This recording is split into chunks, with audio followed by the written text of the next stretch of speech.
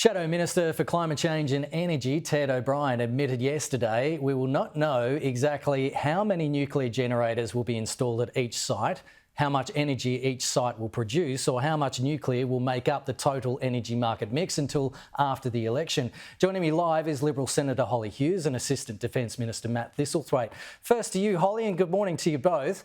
Are you worried about the lack of details that may turn off voters? No, because details will continue to be rolled out as we get closer to the election.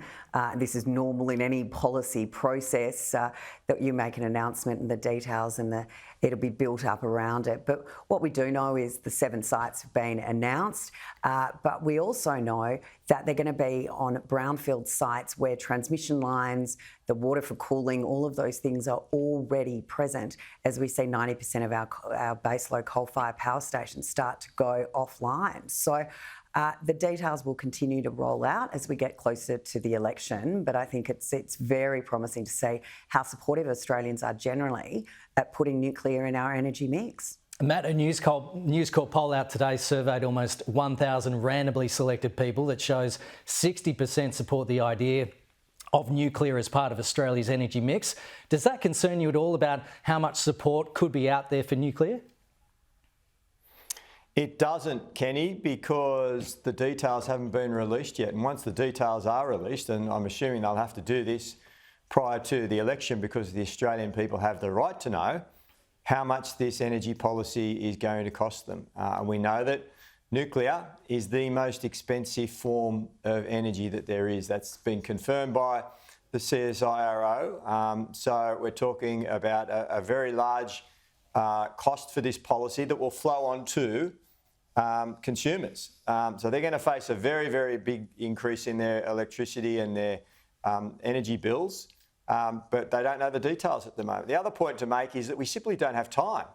We're talking about 15 years before any of these nuclear power plants come online. We simply do not have time. We're in a climate emergency and we need to reduce emissions in a gradual process straight away. And that's what the government's policies do. We've got an increase in renewables, a gradual decrease in the reliance on fossil fuels, but through a gradual process that ensures that we have the cheapest form of energy and that energy costs come down.